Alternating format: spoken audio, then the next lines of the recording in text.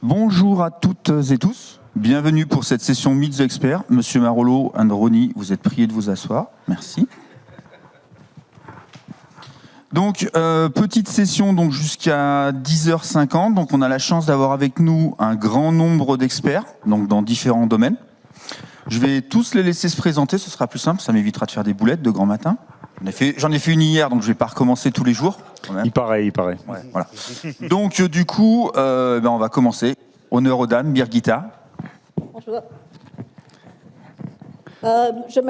Mon nom est Birgitta, je suis allemande, j'habite au moment près de Munich et je travaille dans la modernisation et à la focus de la base de données, mais aussi des applications parce qu'on ne peut jamais considérer la base de données sans application et l'inverse. Et pour moi, français est langue étrangère. Je grandis près de Strasbourg, mais on parle que l'allemand à cette situation. Mais j'essaie de vous répondre en français. Merci. Bon, vas-y. Eh ben, moi, c'est Guy Marmora. Donc, ma spécialité, c'est la sécurité depuis, je sais pas, 25 ans, un truc comme ça. Dans l'édition de logiciels et puis maintenant en consulting. Donc, j'aide les clients et les partenaires à renforcer leur sécurité sur notre plateforme chérie. Good morning. Tim Rowe here from the IBM lab in Rochester, Minnesota. I'm an STSM, part of I own application modernization, systems management, and I'll be talking about Project Bob today and a few other things. So very excited to be here. Merci Tim. Bonjour à tous, donc Benoît Marolo, je suis architecte au Client Engineering. Dans ce rôle, je travaille beaucoup sur les sujets de modernisation et les outils qui aident à améliorer la productivité des développeurs. Donc ces 2 dernières années, j'ai beaucoup travaillé sur tout ce qui était code assistant. Mais je travaille aussi beaucoup sur l'open source et pas mal de solutions autour de la plateforme Power et Mainframe. Voilà, je suis content d'être avec vous aujourd'hui. Je suis moins connu que Tim et Ronnie, mais je vais essayer quand même d'être présent pour cette table ronde. Good morning, Ronnie Moodley. I'm sure some of you heard me speak yesterday morning on a little bit on AI. Great to be here. I'm part of the IBM Global team based in Austin, Texas. I focus on artificial intelligence, modernization, and Power Virtual Server. I presented yesterday after the maintain session on zero plan downtime, and I got artificial intelligence coming up tomorrow, so looking forward to meeting you, some of you in those sessions. Thank you. Bonjour, Nathanaël Bonnet. Donc, je travaille pour les sociétés Gaia Evolubis. On fait à la fois de la formation et beaucoup d'accompagnement à la modernisation des applications et l'évolution des équipes principalement.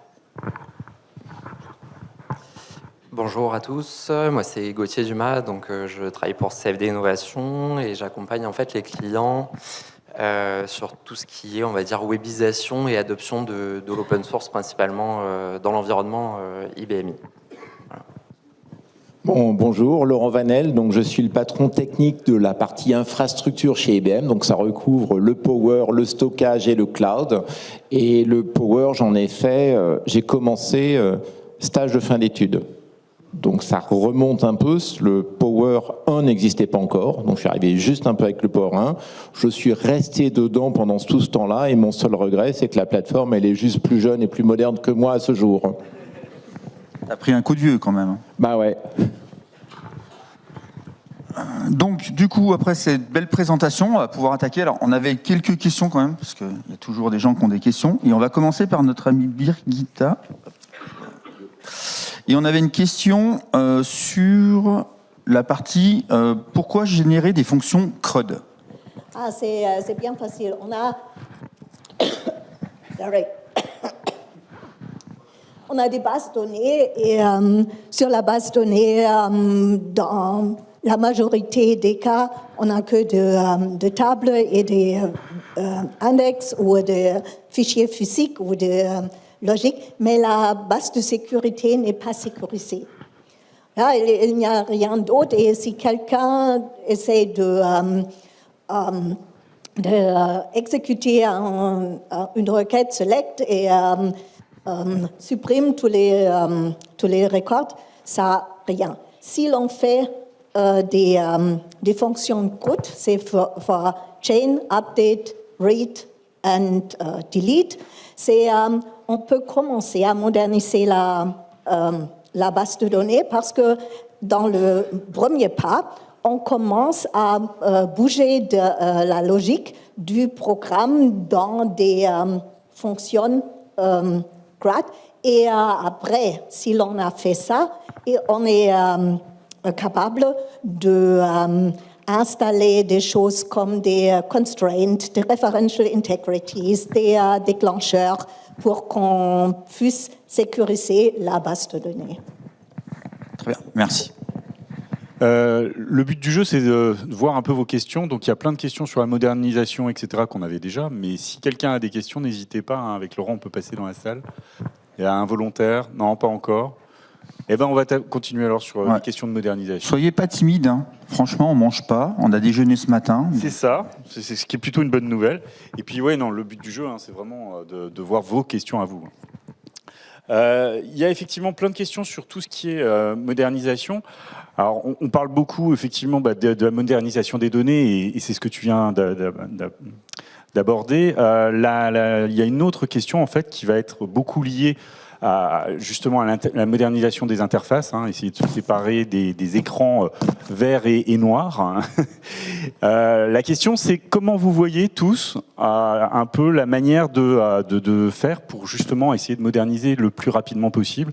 Ça peut passer par des API, ça peut passer par des nouvelles interfaces, ça peut passer par une modernisation du code, etc. Et donc la question, c'est un peu de voir votre vue à chacun. Alors je vais répéter en anglais, hein, parce qu'il y en a deux qui n'ont pas suivi. So the main problem for us is that clearly one of the big questions during this session is around the modernization of applications. So it means okay data, and Birgitta just talked about that. Yeah, I know. Oh yeah, great. You have a question. And so the question is, how do you see that working with all the tools and so on? Who want to start? Laurent, sérieux quoi. Je vois. Who wants to start? I can start. Go ahead. There's many answers. That's one of the beauty of IBM I. When it comes to modernizing the user interface, we have integrated REST API engines built into the operating system that have recently been upgraded, so they're even better. We also have many open source options. We have brand new database connectors called MAPAPI to allow high speed, secure connections to data. So you have many options when it comes to creating modern UI interfaces. We also have a number of vendors that do a really good job as well. So again, lots of options available. And I think the potential new one is we could leverage Project Bob to help with this process as well, which we've done some experimenting with and is rather fun. Yeah, I just want to add into what Tim said, and I agree 100% with what he just said as well. Modernization is not just about the application. It starts from the infrastructure level as well. So you need a modern infrastructure, which Power does offer you. You need a modern operating system, so you have choices, if it's IBM I, AIX, or Red Hat or Linux for that matter. And then the application that sits on top of it. We're seeing a lot of ISVs that are working on our platform, modernizing their applications, benefit from the modern infrastructure and the capabilities that we bring into the platform. So you have to look at the stack end-to-end versus just the one item. All right. Et moi, je voulais ajouter donc sur la modernisation des interfaces. C'est vrai que trop souvent, c'est la perception en fait des décideurs sur la plateforme. La première chose qu'on voit, c'est l'interface graphique. Et c'est vrai que l'écran vert, c'est bien pour du pupitrage, c'est bien pour de la saisie de données. Mais pour les utilisateurs finaux, c'est pas satisfaisant, on le sait.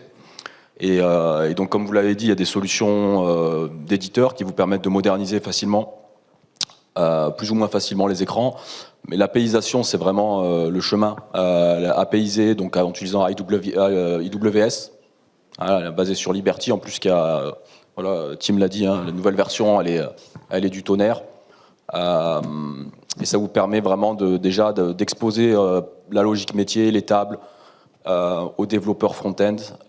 Et moi, j'ai vu pas mal Vous avez les Customer Stories sur le site IBM, et donc pas mal de clients font. Donc je vous invite à regarder ça. Toutes les solutions sont disponibles sur l'OS. Voilà, c'est mon point de vue. Il y a un petit peu d'huile de coude, il y a un petit peu de développement. Bob va aider. Voilà, donc il faut y aller. Puis-je aussi ajouter quelque chose? Le plus important, si l'on veut ajouter un interface graphique, c'est séparer l'interface de l'application. Et on n'échange qu'avec des services web, on n'échange que des données et le back-end, et on a l'interface. Et plutôt, il ne fait pas une grande différence laquelle solution on décide pour l'interface. Il faut avoir le propre séparation du programme et de l'interface. C'est à mon avis, le plus important. La décision avec laquelle je fais l'interface, c'est la deuxième décision. Je vais juste continuer un peu ce propos-là, où je pense qu'en fait, ça passe par la modularisation de toutes les logiques métiers en fait, que vous avez. Et en fait, que ce soit la modernisation de l'applicatif ou de l'interface, ça va passer justement par la modularisation de ces logiques métiers et de casser un peu cet aspect monolithique qu'on peut retrouver. Et souvent, c'est ça le gros challenge de la modernisation. Et ça va être la base de tout ce qui va suivre, en fait. Je ne vais pas tout répéter, je suis extrêmement d'accord avec tout le monde. Le sujet, vous avez plein de technologies sur la plateforme, vous avez plein de technologies chez les éditeurs, des produits, de l'open source qui arrive aussi, de l'IA, plein de choses.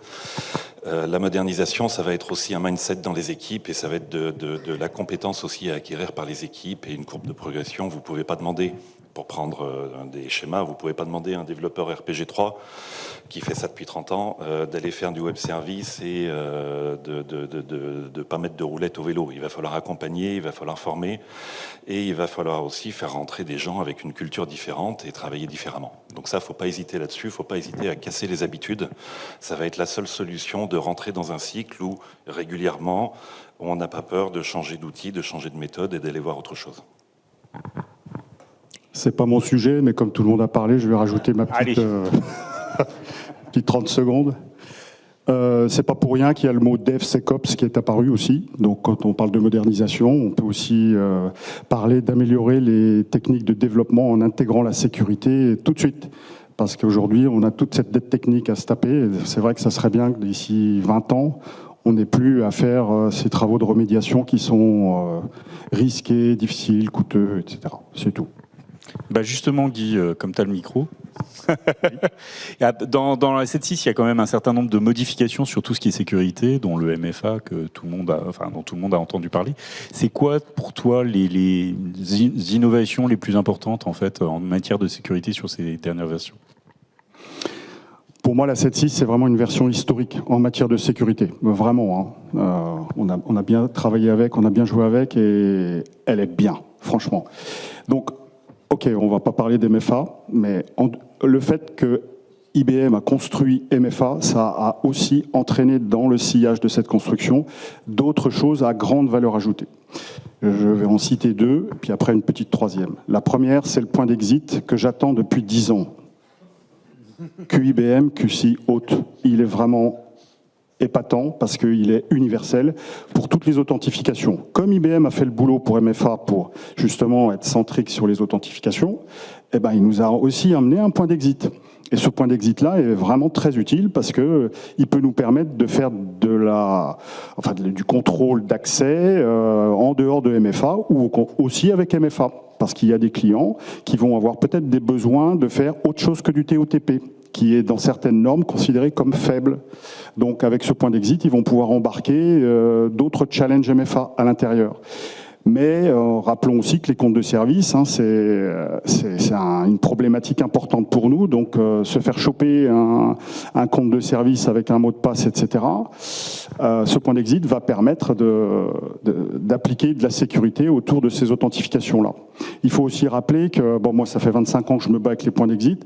SSH, il n'y a pas de point d'exit, n'est-ce pas? NetServer, c'est compliqué. En fait, on a toute une famille hétéroclite de points d'exit où ça demande beaucoup d'efforts de programmation pour un résultat qui n'est pas à 100%. Donc avec ce point-là, on est vraiment maintenant au top. Donc allez-y, en plus de ça, il est facile.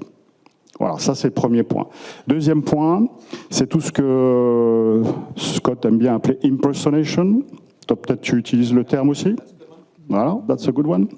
Donc impersonation, c'est quoi? C'est se faire passer pour quelqu'un d'autre. Donc c'est-à-dire, 3 exemples, on fait un submit job avec une autre personne, on fait un set session authorization si on a HoloBJ, voilà, on change le current user ou on utilise les API de swap. Donc ça permet de faire une action au nom de quelqu'un d'autre. Donc comme ils ont construit MFA, ils se sont dit on ne peut pas laisser ce truc-là ouvert, parce que du coup, si on demande à challenger quelqu'un et qu'on se retrouve à utiliser ces 3 méthodes, on a un trou dans la raquette. Voilà. Donc du coup, ils ont inventé une nouvelle fonction, je vais essayer de la dire sans erreur, QIBM Run Under No User No Authority. Et là, vous ajoutez un post denied pour l'utilisateur cible. Ça prend les groupes aussi. Donc là, vous pouvez donc justement interdire de déléguer. Et cette nuit, j'ai eu une très bonne nouvelle. Bon, de déléguer ça. Maintenant, le problème, c'est que la valeur par défaut est allowed. Ça, on comprend très bien pour cette fonction. Et donc, on fait des entrées denied. Et j'ai fait une IDE chez IBM il y a 1 mois. Comme je suis pas très communicant, je n'ai pas fait de pub. J'ai eu juste un vote. Mais cette nuit, j'ai reçu un statut future consideration, under future consideration. Donc, l'idée, c'est de pouvoir changer la valeur par défaut et de la passer à denied pour justement faire allowed. Pourquoi ça? Parce qu'en fait, on a aussi des possibilités d'audit qui nous permettent justement de savoir quels sont les cas légitimes où on utilise ces techniques-là. Voilà. Et le 3e point, et là maintenant j'ai fini, c'est la fonction IOC-CFG. C'est vrai qu'on néglige toujours un peu ce droit spécial dans les remédiations.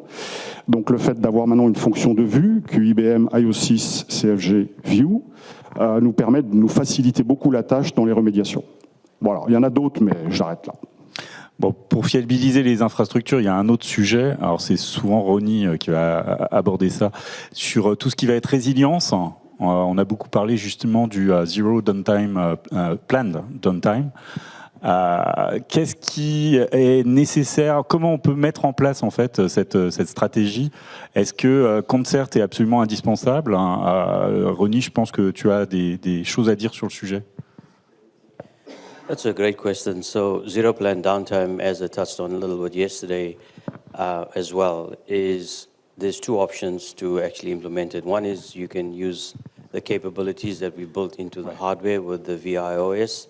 That'll give you the capabilities of looking at how you implement your firmware patches and updates that you need to run on the server. And the second way is if you need to automate it, and using AI capabilities with IBM Concert, which is a software that'll enable you to discover, understand, it'll find the vulnerabilities that you're looking for and then act on it. So you have 2 options to actually implement zero plan downtime. Now, zero plan downtime was a new capability we brought onto the platform with Power 11. You have the 2 ways to implement it. We're seeing clients actually using either the HMC capabilities to do it, or they're using IBM Concert together with the HMC capabilities. The first version of IBM Concert we released in July with Power 11 was a managed 2 environment. So in other words, it didn't run on Power, it ran on x86. And then last month, we released a version that now runs on Power. And then for clients that said they not want to buy the entire full suite of IBM Concert, actually on the 21st of November, next week, we're launching a Power-only version of IBM Concert. So it'll run on your Power estate only. Des questions dans la salle? Ou vous voulez que je continue? Parce que je peux continuer, hein, si vous n'avez pas d'idée. L'autre sujet, justement, sur tout ce qui est modernisation, ça va être autour de l'IA. Alors, on a parlé de Project Bob pour essayer justement d'accompagner la modernisation en termes de réécriture, de données à terme, etc. Comment vous voyez, globalement, en fait, l'arrivée de l'IA à l'intérieur? On a vu qu'effectivement, il y a Spire, il y avait déjà des choses qui avaient été faites par Benoît, notamment à Montpellier, pour montrer comment on pouvait utiliser de l'IA avec de l'IBMI, etc. Quels usages vous voyez arriver dans le futur avec ces nouvelles capacités en fait, de la plateforme? Alors sur la partie innovation de l'infrastructure avec le P11, on a, comme tu l'as dit, les cartes Spire. Les cartes Spire, c'est pour ceux qui ne savent pas, hein, je pense qu'il y a un topo sur le hardware, non, peut-être par Jean-Luc aujourd'hui. Je ne sais plus. Demain. Tu te souviens? C'est demain. Je vous conseille d'y aller. Alors, c'est des cartes PCI qui vont être capables de manière très efficace, d'un point de vue énergétique très efficace. Donc, on consomme beaucoup moins que des cartes graphiques. Et l'idée, c'est d'accélérer le traitement de l'exécution des modèles. Et ces modèles, ça peut être des modèles de prédiction. Donc sur IBMI, par exemple, on a beaucoup de clients dans la logistique, dans le warehouse management, ce genre de choses. Et on veut pouvoir peut-être faire du prédictif, alors en temps réel ou pas, à partir de données qui sont dans la base de données, pour faire de la prédiction de stock. Dans la logistique, il y a beaucoup de sujets d'optimisation. Ce genre de cartes-là, elles vont vous permettre, depuis votre IBMI, de faire du scoring quasiment temps réel, avec un coût. La promesse, c'est d'économiser, on va dire, en ressources processeurs pour faire ce genre de traitement. Et ça, tout ça dans votre Power 11. Donc voilà, donc ça c'est la partie vraiment ce qu'on appelle la prédiction dans le transactionnel.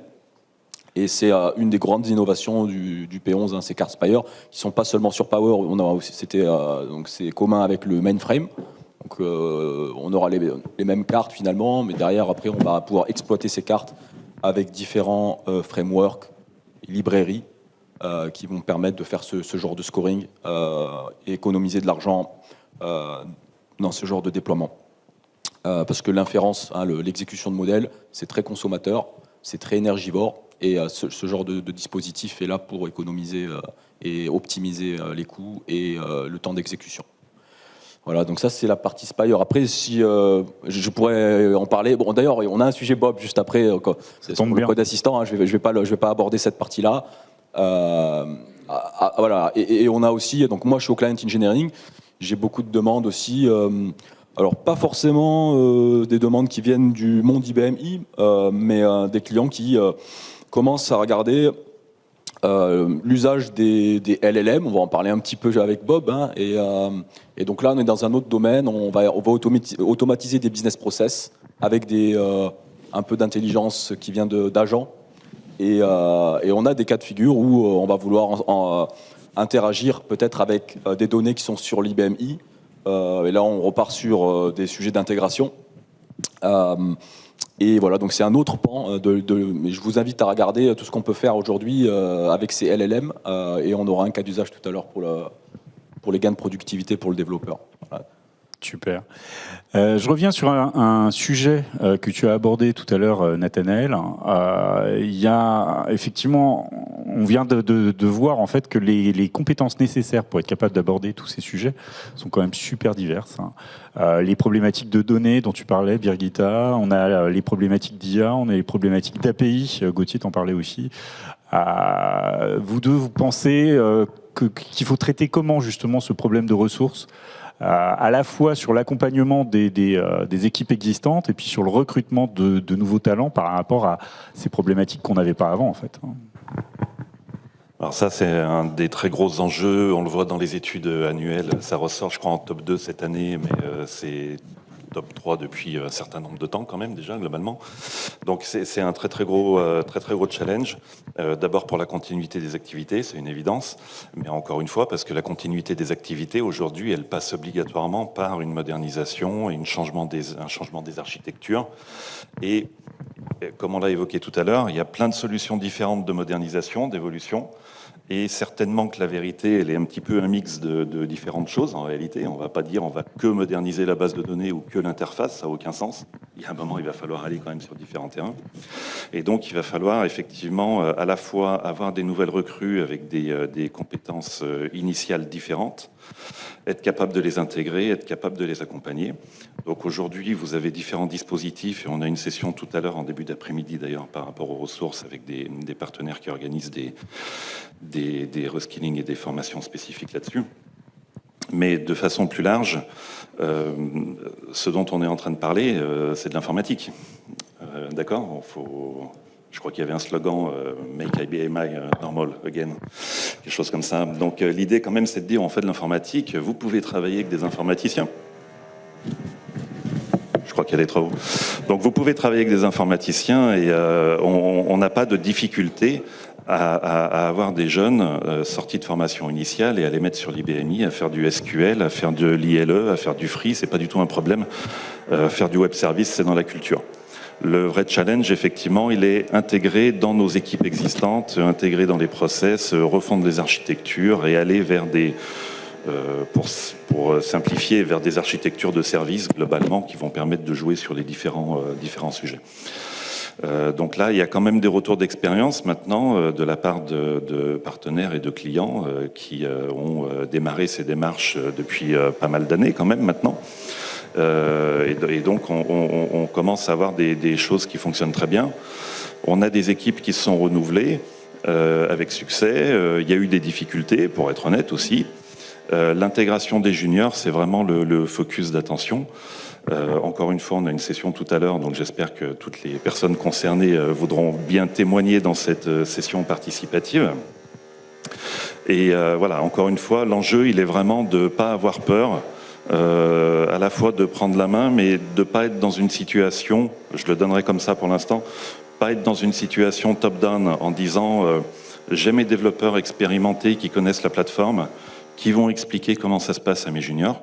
C'est une réalité, bien sûr, il faut leur expliquer, mais il faut aussi que justement toutes les compétences nouvelles qui rentrent aient cette capacité, à l'inverse, de remonter et de se mettre en place et de se transformer dans la technologie et dans les applications aujourd'hui. Un vrai facteur, mais peut-être tu veux... Gauthier, tu complètes hein ? Ouais, je peux essayer de compléter. Il y a aussi le fait d'attirer de nouveaux développeurs avec des nouvelles compétences qui connaissent pas l'IBMI, parce que quand on recrute, on sait qu'ils vont pas forcément avoir ces compétences, donc là ça rejoint tout ce que tu disais. Mais ça passe par aussi informer et donner envie. Informer sur toutes les possibilités qui sont offertes sur IBMI. Moi, quand je suis rentré sur l'IBMI, il y avait quelques solutions open source, mais pas autant qu'aujourd'hui. Aujourd'hui, il y a très peu de projets qu'on ne peut pas réaliser sur l'IBMI, en fait. En fait, tout l'enjeu, c'est d'informer et de former, justement, déjà pour donner une culture, de dire que c'est possible. Et ça va donner envie, quelque part, aux nouveaux arrivants de rester. On va réussir à les fidéliser. Par rapport aussi à l'adoption d'outils standards et du marché. On peut citer VS Code, par exemple, avec l'extension Code for IBMI. Voilà, donc ça va passer par cette démarche aussi d'aller vers ces solutions-là, à mon sens.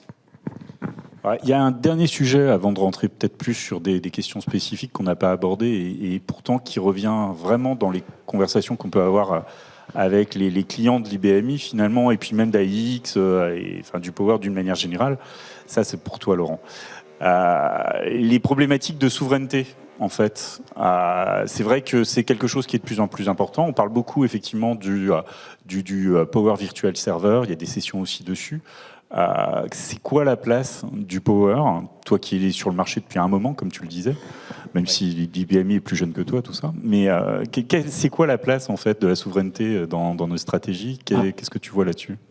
En ce moment, la souveraineté, c'est vraiment quelque chose qui agite. Donc il y a plein de réunions, que ce soit à Bruxelles, dans tous les éléments. La souveraineté, c'est quelque chose qui est vraiment un enjeu.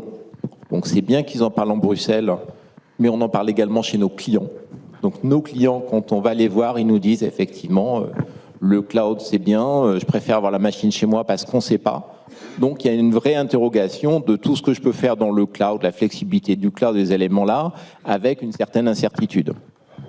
Donc l'idée derrière ça, Après, voilà, en tant que Français, si on avait des solutions intégralement françaises, ça serait bien. En tant que Lorrain, si les carters des machines power a été dans les aciéries de Lorraine, ça serait bien, juste qu'on vient de paumer la dernière, n'est-ce pas, Benoît? Donc voilà, pragmatisme fait que ça n'est pas possible. Donc derrière ça, c'est qu'est-ce qu'on met, si on oublie la partie philosophique sur la partie souveraineté, on va dire que la souveraineté, c'est la capacité de maîtriser ce qu'on fait et de ne pas dépendre d'un seul acteur. Donc on retombe sur ces éléments-là. Donc après, effectivement, l'avoir chez soi, mais est-ce qu'on a effectivement le côté économique de tout avoir chez soi? Le cloud apporte cette possibilité-là, et derrière ça, c'est la sécurisation du cloud.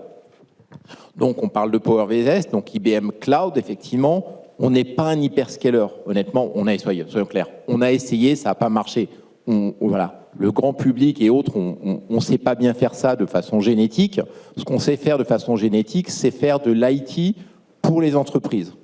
Toute taille d'entreprise, certes, mais pour les entreprises. Et donc, quand on a construit PowerVS, on l'a construit sur une base solide, sur les éléments-là. Donc, c'est exactement ce qu'on a sur le Power On-Prem, sauf qu'effectivement, il est ailleurs. On peut le payer uniquement quand on a besoin, mais on va retrouver la même robustesse. Donc, on a vraiment ce choix de le positionner sur les éléments-là. Quand on arrive sur la souveraineté, on a effectivement mis sur le cloud la possibilité d'avoir la norme P10, à savoir, il est opéré par des personnes européennes, donc il est européen, opéré par des Européens de façon garantie.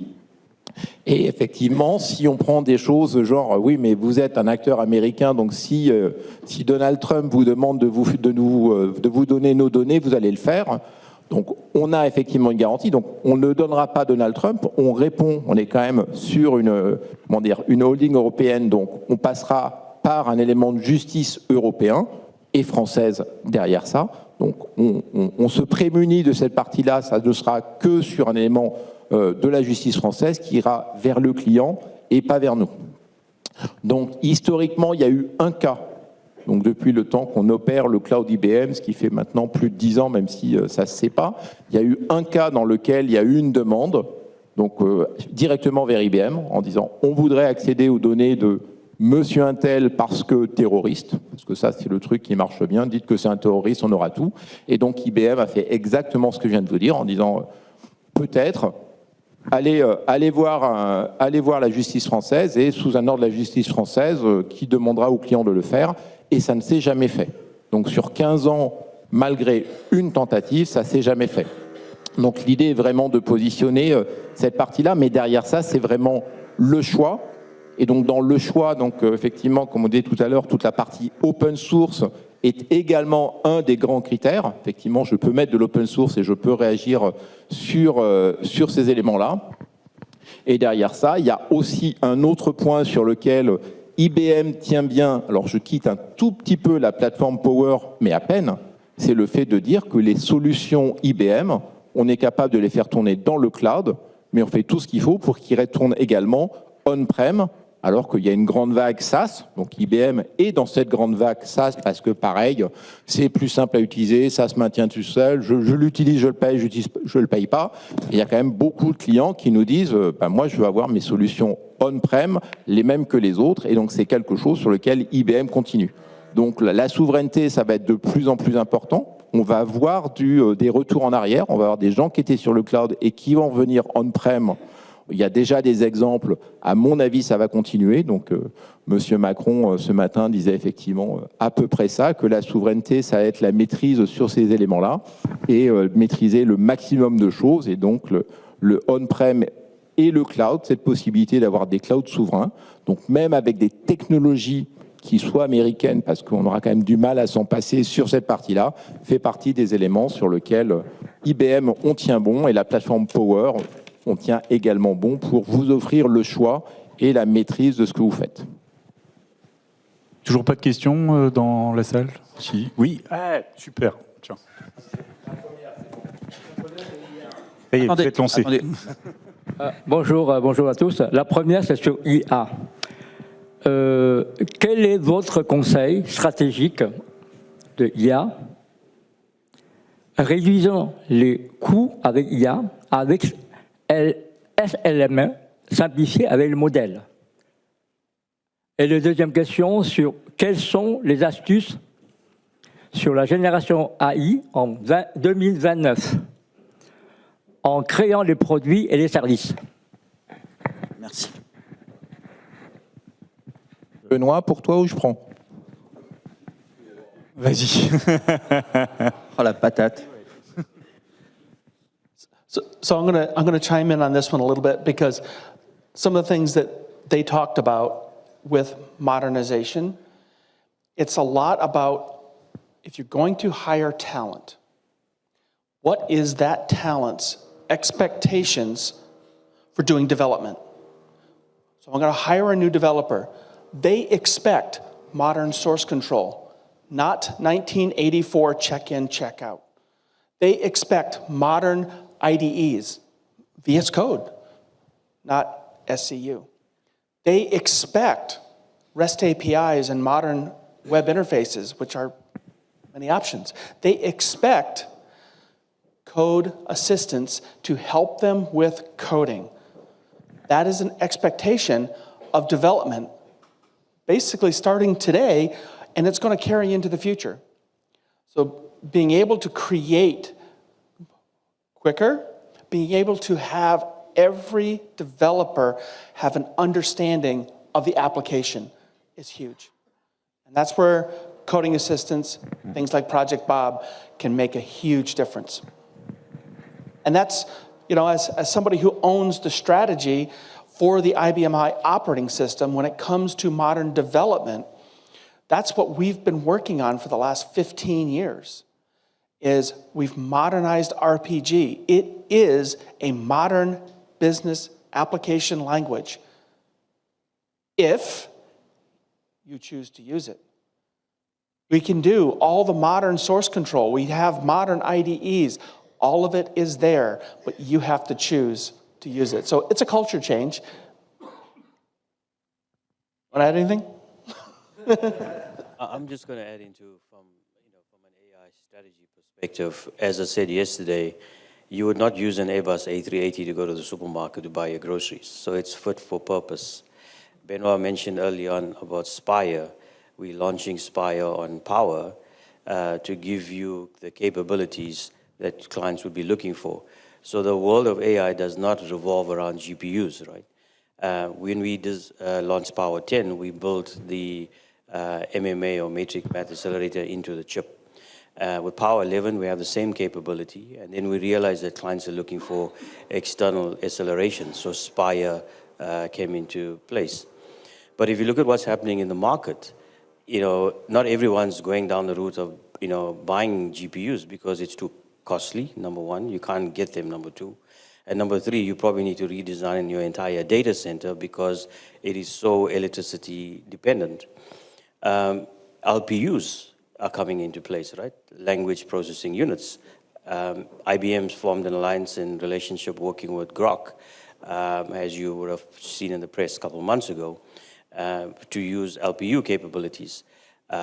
Google themselves are building their own chips for AI called TPUs, right? So the market's dynamic. I often speak to clients and partners, and when they think of AI, it straight away shifts to GPUs, which is the wrong thing. You got to start from a fit for purpose, right? And from an IBM perspective, we offer a use case alignment workshop together with our colleagues from client engineering, where we get to understand, what the workload is, what the use case is. Work with the teams from our labs, like Benoit and the team, to be able to run a test and demo so that you can understand it. So it's about that whole, infrastructure, applications, the software stack that all goes in to ensure you have a fit-for-purpose setup for your AI journey, not just the hardware and dependency on GPUs.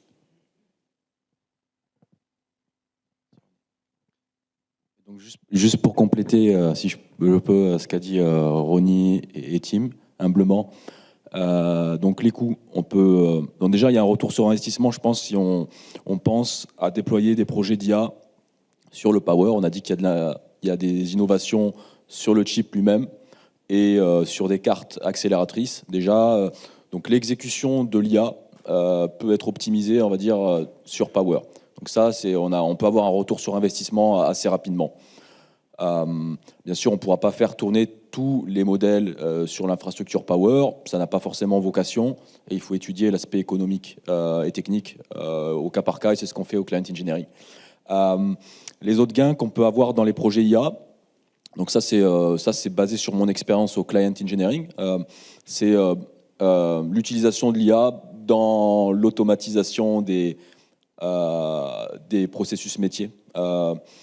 Et donc maintenant aujourd'hui avec l'agentique, on va en parler tout à l'heure avec Bob, on va faire une démonstration, donc ça c'est appliqué aux développeurs, mais encore une fois, dans tous les business process, nous on a expérimenté ça avec nos clients, ils ont un besoin, et on va montrer que les technologies, donc on a une technologie qui s'appelle Orchestrate, je vais faire un peu la pub sur le software IBM, qui permet assez facilement, de manière assez graphique également, ou programmatique si on est un peu joueur, de déployer et de développer et de déployer de l'intelligence artificielle agentique.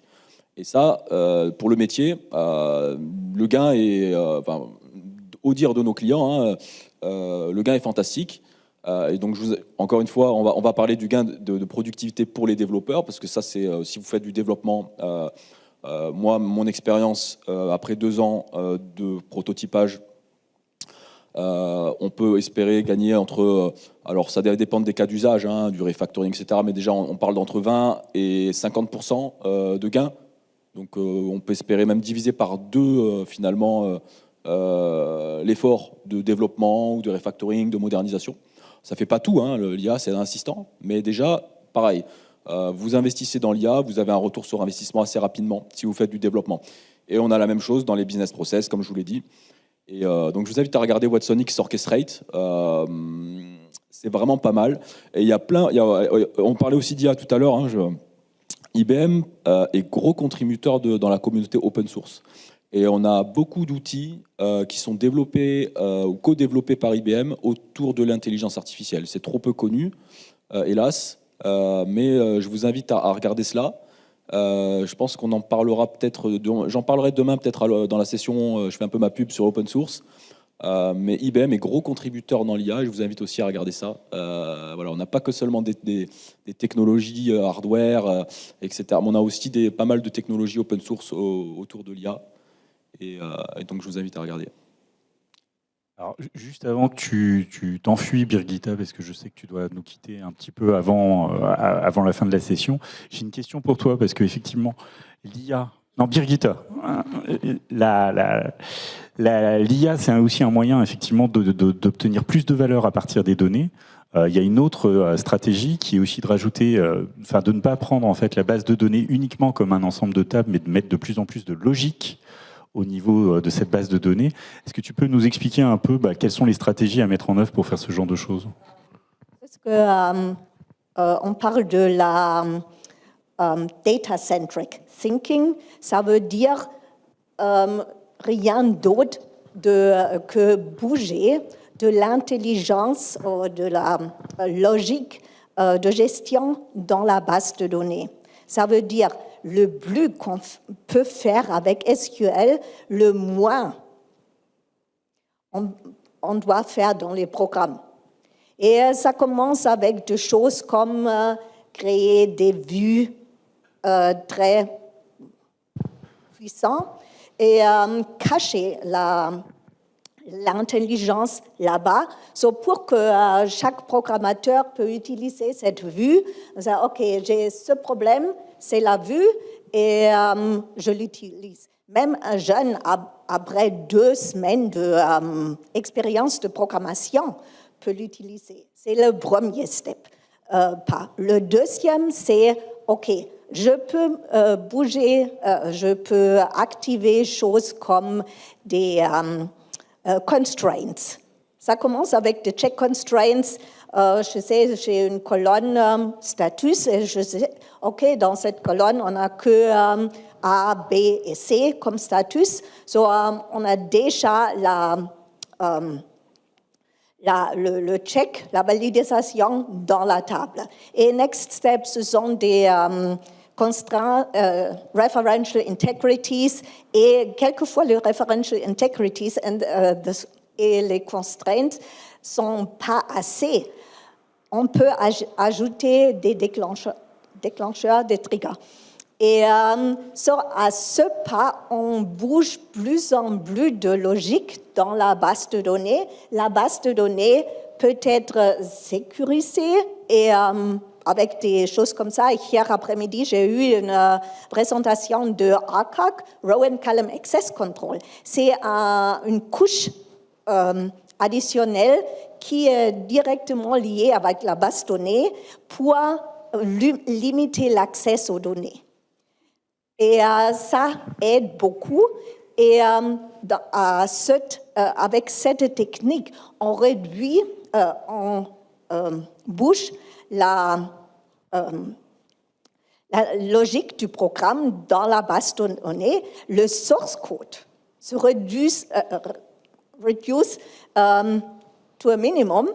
Et voilà, finalement, la langue de programmation, on peut utiliser laquelle on veut.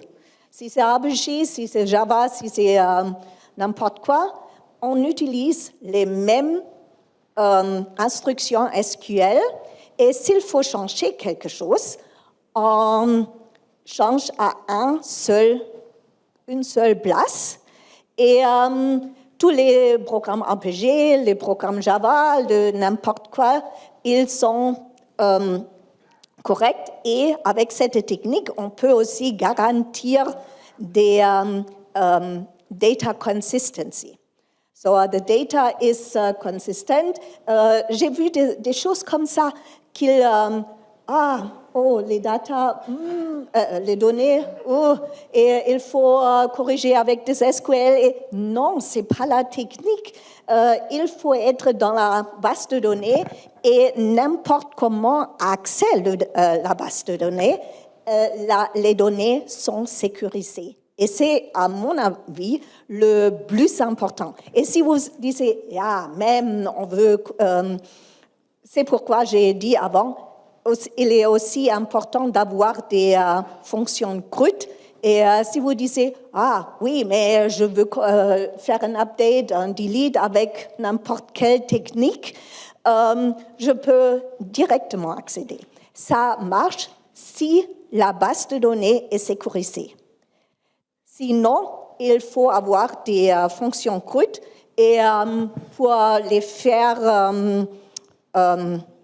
être appelés d'ailleurs, c'est bien facile. On les rep avec un service web. N'importe qui appelle le service web. Le service web, finalement, exécute la fonction CRUD et les données sont sécurisées. Le next step est de mouver l'intelligence des fonctions CRUD dans la base de données. C'est ce que j'ai dit, avec des constraints, avec des referential integrities, avec des déclencheurs. Et le source code réduit, la base de données où les données sont sécures, sont correctes, et personne ne peut plus détourner les programmes. Si j'ai toute la logique dans les programmes, on peut les détourner. Juste, je sais, c'est la table, et je supprime des records, et c'est pourquoi, à mon opinion, il est très important de bouger la logique dans la base de données, et à mon avis, c'est le premier step, ce qu'il faut faire, même avant d'avoir des graphical interface. Et c'est aussi important pour AI, etc. Si j'ai une base de données well structurée, si j'ai des programmes well structurés, c'est le début, et puis on peut utiliser AI effectivement. Parce que si l'on n'a que de spaghetti code, etc., et c'est comme toujours, shit in, shit out. Ja, c'est si l'on a une belle structure, si l'on a des structures, des noms, etc., on peut le mettre dans un IA agent et on a fait son propre agent. Et puis, les programmes générés sont à la base de cet agent et on a de belles fois bien structurés programmes, etc. Il y a beaucoup de gens et tous commencent, à mon avis, avec la base de données. Merci. D'autres questions dans la salle? Ouais.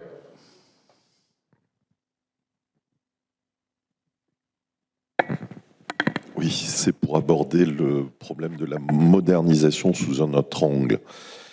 Bon, ici, nous sommes tous persuadés que c'est une magnifique machine.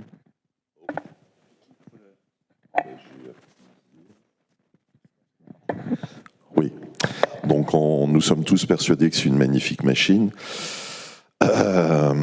Pour ma part, en 2003, j'avais fait un POC en interne pour faire une application web. Ça marchait.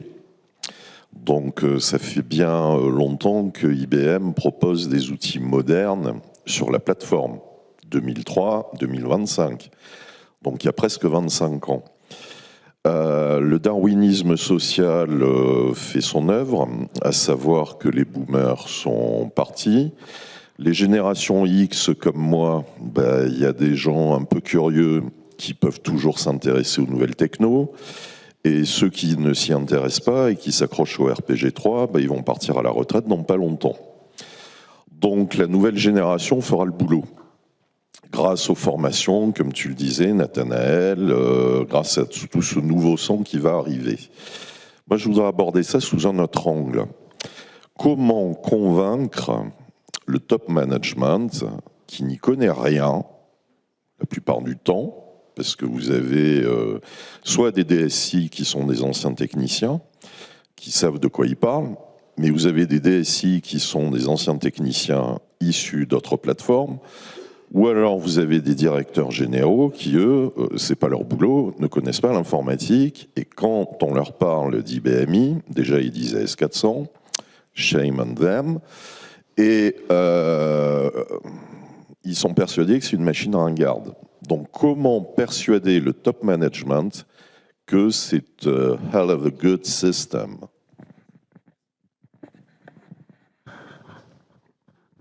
Personne ne sait répondre. You can go first. Je veux bien démarrer. Dans les différentes situations, je suis d'accord, on a aujourd'hui des difficultés, des points de blocage.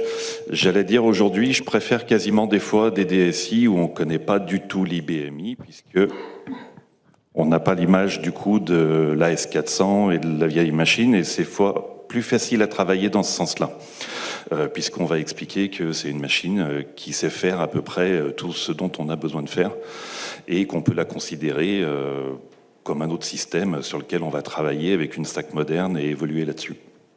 Donc, je ne vais pas revenir sur la question des compétences et de faire autrement, d'accord, mais la capacité technique de la machine, on la connaît, elle est là. Il y a également des éditeurs qui vont proposer des solutions pour permettre d'être plus rapide là-dessus. Sur des directions informatiques où la vraie difficulté, où on a l'image de machines vieilles et ringardes, c'est là où effectivement il faut qu'on arrive à démontrer la puissance de la machine. Évidemment, on peut travailler en explication par rapport à tout ça. On peut démontrer aussi avec les success stories et aujourd'hui le recul qu'on a quand même sur beaucoup de projets de modernisation. On peut arriver à démontrer quand même la valeur et les projets qui sont réalisables dessus. Et tout à l'heure, par rapport aux ressources, on parlait de mindset. Je prends 30 secondes de faire un petit exemple. On a un alternant chez nous, d'accord? Donc il est encore en formation. Il ne connaît pas encore trop l'IBMI. Il est arrivé il n'y a pas très longtemps. Il est en train de découvrir. Il avait une journée de dispo. Il a vu une documentation au DBC. Il s'est dit, tiens, je vais essayer. Et en fait, à la fin de la journée, il avait fait une application web avec un framework à base de TypeScript où il avait importé 3 extensions. Et il avait fait une interface web pour démontrer que quand on se connectait en ODBC, on pouvait obtenir un résultat. Mais ce que je veux dire, c'est que la mentalité de travail aujourd'hui dans les équipes, elle est très différente. On est dans quelque chose d'extrêmement productif avec les outils et j'ai beaucoup d'espoir dans ce que Bob va apporter, par exemple, sur ce genre de choses, pour vraiment travailler dans un mode où on a du résultat, on a des outils qui permettent d'aller très très très vite. Donc c'est vraiment le changement de mentalité en fait dans les DSI qu'il faut qu'on aille travailler. On a beau démontrer techniquement tout ce qu'on veut, si l'esprit n'est pas ouvert là-haut, on n'y arrivera pas. Tu le sais aussi bien que moi, parce que je connais 2-3 expériences avec lesquelles on a travaillé ensemble. Yeah, just to add in, there's a lot of fear, and that has been what's held us back. Afraid to try new things. Now, IBM hasn't helped, because we still support System 36 RPG. Now, but the new stuff is all there. Other platforms, other activities, like the example, they're trying new things all the time. There's no fear to try new things. And that's a mindset that we need on the RPG side and the IBMI side that is often lost. There's tools that can help with that going forward. I'm super excited about that potential. But be able to just try new things and show that, yeah, it's not an AS400, it's an IBMI. There's a big difference. Je voulais juste aussi rajouter une petite chose. Nathanaël parlait de mettre l'accent sur les success stories. Alors c'est peut-être un peu moins joli comme ça, mais on peut aussi aborder les cas justement d'une nouvelle direction qui arrive, qui ne connaît pas l'IBMI, hein, comme tu le précisais. Et du coup, allez, on jette, on ne regarde même pas et on passe sur un autre système. Et donc du coup, on peut aussi exprimer auprès de ces directions certains cas qui ont échoué. Et pourquoi ça a échoué surtout, c'est ça qui parfois est intéressant. Parce que dans la plupart des cas où il y a de l'IBMI, c'est pas tout le temps le cas, mais souvent le RP, il est cousu main en fait. Il correspond parfaitement au métier de l'entreprise et c'est ça qu'il faut quelque part valoriser et qu'on ne retrouve pas forcément dans des ERP ou d'autres solutions en dehors de l'IBMI. Est-ce qu'il y a d'autres questions ?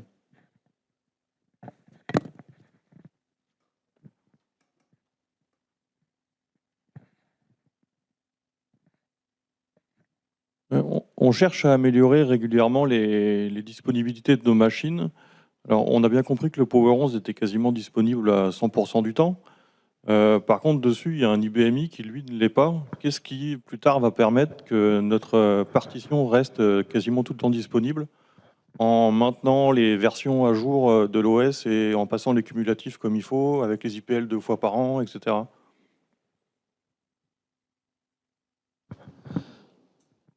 DB2 Mirror, you can have continuous availability today. It's been available for 6 years now, came out in 7.4.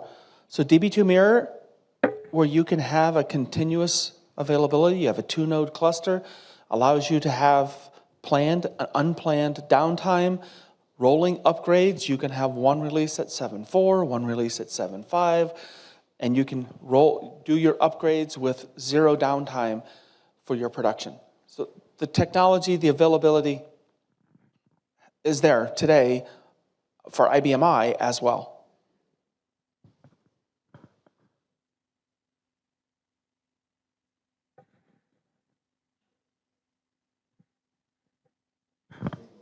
Question, oui? Non? Si. Tout ça, c'est extraordinaire. On va moderniser, on va introduire plein de nouvelles choses. Comment on fait tout ça, et notamment sur les API, sans casser en fait l'existant? Ça vous concerne tous un peu. Hein. Allez, Gauthier, t'es le premier puni. Ok. Donc on a déjà un petit peu parlé d'APIisation au final de notre système. Déjà, je pense que quand on a un projet d'API qu'on veut exposer des choses qu'on a sur l'IBMI, on peut distinguer plusieurs cas. Il y a le cas où clairement ça va être un nouveau besoin, donc en fait on va pas avoir une logique de réutilisation de l'existant, donc là forcément on va pas casser. Mais autant partir directement sur du développement avec les bonnes pratiques qu'on connaît aujourd'hui, hein, programme de service bien modulaire. Et puis après, je veux même pas dire de partir sur une techno ou une autre. On a le serveur de web service intégré, on peut le faire en PHP, en Node, en Python. Aujourd'hui, ce qui est génial, c'est qu'on a vraiment le choix. Donc déjà, là, en fait, on va rien casser, on va juste réexploiter les données, éventuellement même les logiques métiers qui sont déjà implémentées dans la base de données, si on est passé par ce que disait Birgit tout à l'heure avec des notions de data-centric. Et puis après, on a aussi le côté, on veut exposer des logiques métiers qui sont existantes dans notre système. Là, l'idée, encore une fois, c'est pas de tout casser, mais par contre, il y aura peut-être un petit travail, effectivement, de modularisation, encore une fois. Alors, là-dessus, quand on dit pas tout casser, c'est qu'il ne faudrait pas faire non plus des programmes spécifiques pour les web services. Donc, en fait, tout ce qui va toucher la couche web service, API, pour moi, il faudrait les garder dans la couche API, en fait, dans IWS, dans une API Gateway, dans la technologie qu'on va utiliser pour faire du web service, et pas mettre, par exemple, de l'authentification, parce que si on veut faire une API sécurisée, on va parler d'authentification, peu importe laquelle, hein, token ou autre basique ou autre. Pareil, on va parler beaucoup dans les API web service, on va parler de JSON, de XML, tout ça, c'est des choses qu'on sait faire sur l'IBMI. Mais est-ce que c'est vraiment l'endroit de le gérer dans le programme RPG, le programme métier, en fait? Ça va être inhérent à l'échange de données, donc en fait, la couche au-dessus. Et le fait de tout modulariser, en fait, on va bien ranger les bonnes choses au bon endroit, qui fait que notre programme de service qui contient la logique métier, elle ne sera pas, entre guillemets, polluée par un besoin propre à l'API ou au web service, quoi. Et donc, au final, chacun a son rôle. Voilà, la couche API a son rôle et le programme réalise le traitement métier. Et avec cette architecture, ça permet de ne pas tout casser et de moderniser. Moi, je voulais juste rajouter qu'on ne peut pas moderniser sans modifier aussi ses habitudes et ses pratiques de développement et de déploiement. Quand on fait de la modernisation, il faut passer sur de l'automatisation et des process DevOps sur IBMI. Le DevOps, c'est pas une science-fiction sur la plateforme. C'est une plateforme moderne. L'IBMI n'est pas la S400. Il y a beaucoup de technologies qui existent pour faire ce travail d'automatisation avec des moyens de retour arrière assez facilement, assez facilement utilisables. Donc pareil, c'est des sujets... je pense que vous avez eu certaines sessions qui tournent autour du DevOps dans cet événement. Et c'est vraiment clé. On ne peut pas attaquer un projet de modernisation si on ne modernise pas ses pratiques de développement. Le passage, peut-être que Tim va en parler, le passage Move to Git, arrêter d'utiliser, utiliser les outils modernes que les autres développeurs utilisent déjà sur les autres plateformes, uniformiser ses pratiques de développement, de déploiement. Voilà, ça c'est pour ne pas tout casser. Et après, bien sûr, il y a aussi des patterns pour moderniser son application sans casser l'existant.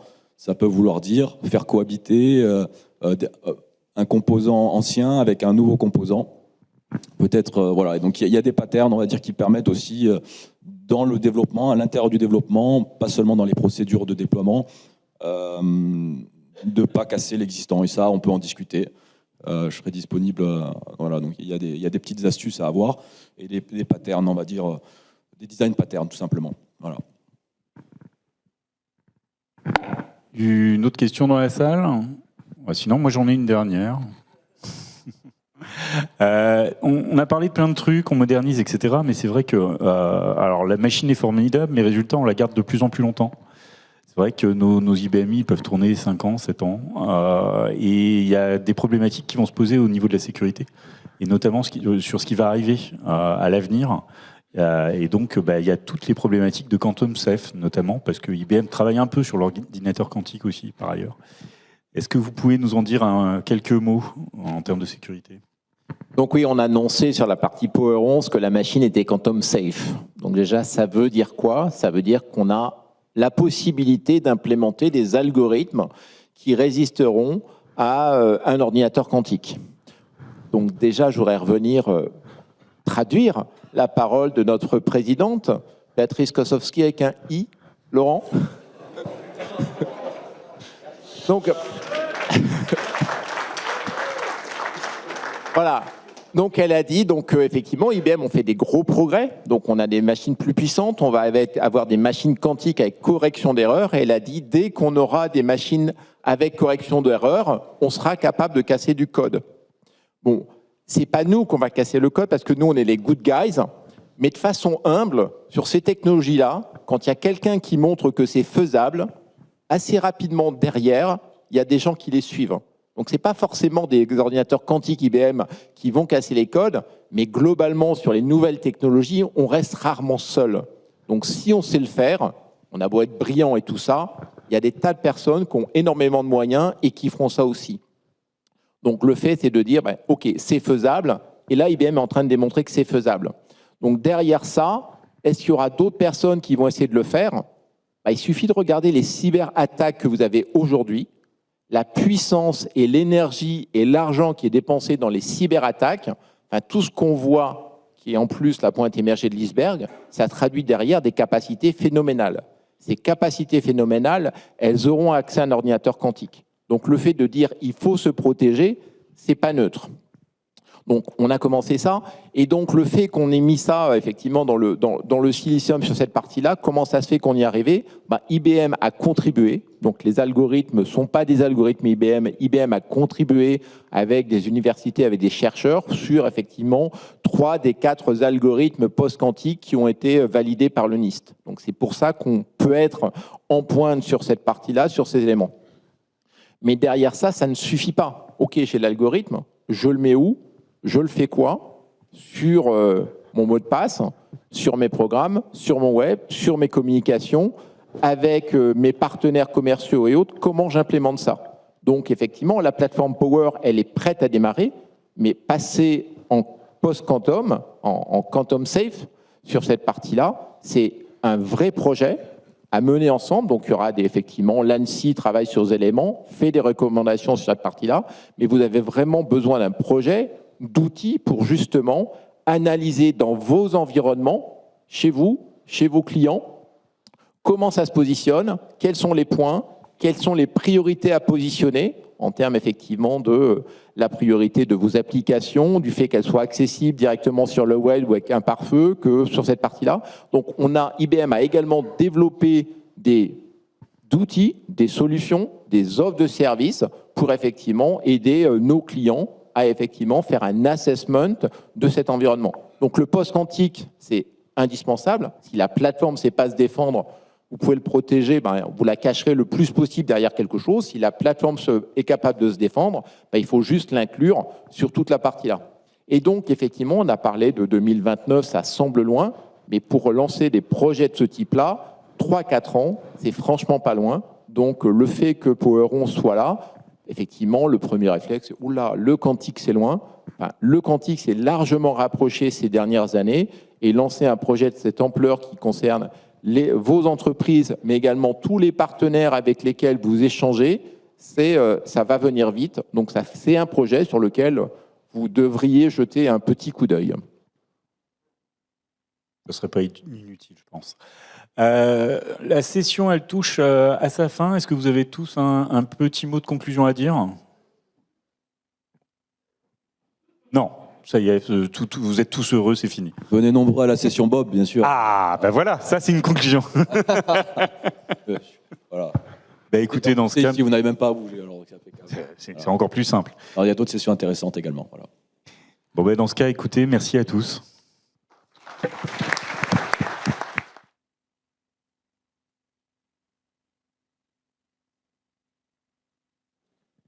Donc vous avez la pause jusqu'à 11h15 et du coup après il y a les premières sessions du matin. On vous invite généralement à